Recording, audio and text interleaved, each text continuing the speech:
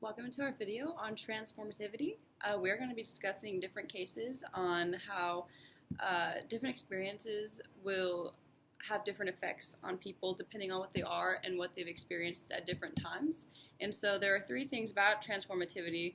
One is that it is contingent. Another one is that it comes in degrees and that the difficulty of transformativeness can vary. And so we're going to bring up topics about each of those and discuss them and hopefully find it enlightening. Okay, so the first one we're going to talk about is how transformativeness is contingent. So we were kind of talking earlier and a little bit in class about how I can have an experience and she can have the exact same one, but it wouldn't have the same effect on her as it did on me. So it could be very transformative and change who I am and how I think about the world, whereas she could have the same experience and it could completely not affect her in that way. So there's a bunch of examples. Like last year I hurt my foot and it was a really big deal, and I was on crutches for 4 months, and I had to come back and go through all this stuff before I could play again. And that was a really big transformative experience for me, because it kind of showed me kind of things like how I face adversity and how I come back from a setback, and so that really kind of changed how I view the world and how much I appreciate the little things, whereas maybe that could happen to Darren and she could have a completely different experience. So transformativeness is contingent depending on the person. An example that I can use for myself is that I got a scholarship for Graceland for school, and when I went out to lunch with the person that granted me the scholarship and another student that got the scholarship, they started discussing politics because that is a route that my classmate wanted to take.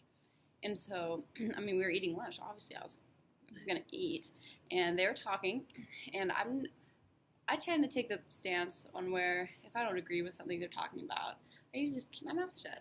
But in this case, the man turns to me and says, "I'm sorry, dear, we're discussing politics if you're not able to keep up."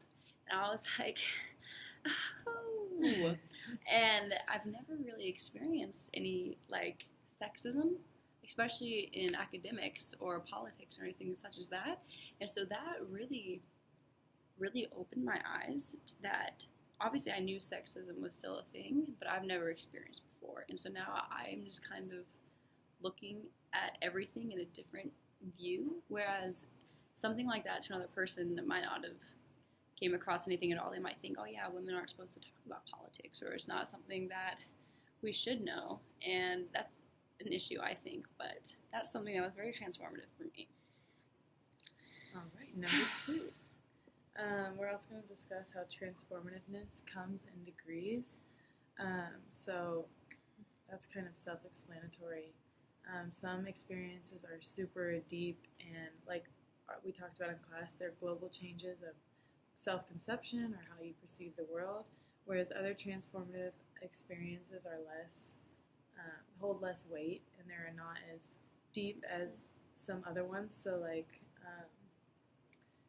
a death case is what we talked about just a second ago, and we were talking about how say that we at our age at 20 years old experienced a death of a parent. That would hold a higher degree of transformativeness for us because we still deeply depend on our parents. They're still heavily involved in our lives, and they're a really big part of our life.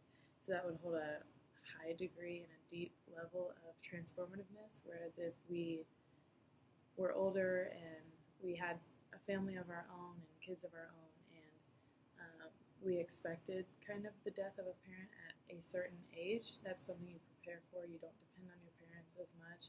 As sad as it is and as much as it affects you, it's just not as deep of a transformative experience as it would have been had it happened earlier in your life.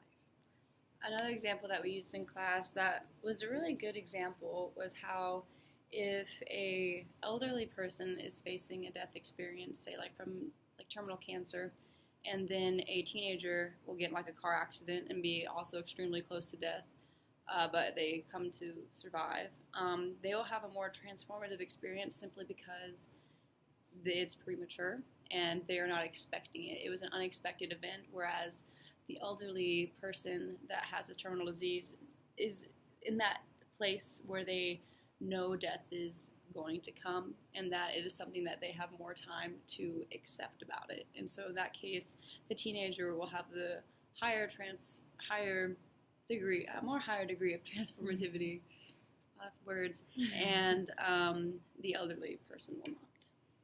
And then the last one we're going to talk about is how the difficulty of transformativeness can vary. So like we talked about in class, an example of an easy transformative experience would be becoming a wife, because in our social conditions in our day and age, it's very easy to become a wife. That's kind of an expected thing to happen, whereas becoming disabled is a harder transformative experience because our social conditions inhibit us from leading a normal life and existing normally in our society. Now, there are cases where it can be a good transformative experience and a bad transformative experience. And going back to the example of marriage, it can be a good transformative experience, say for us, because right now we are very independent women, and our parents have raised us that way, and we know that for marriage, it's our choice, and we can decide whenever we're ready if that's what we want to do with our lives. If we don't have to get married if we don't want to. But in some countries where marriage is expected of them, and like say with like child brides and things like that, that is a example of bad transformativeness. You know, we can make up new words. It's philosophy. That's a structural badness that's due to society, and so that is a bad transformative experience, even if it's an easy transformative experience for those women. And so that is what we have to talk about for transformative experience. If you want to learn more, click back on our page. Bye. Thank you for watching.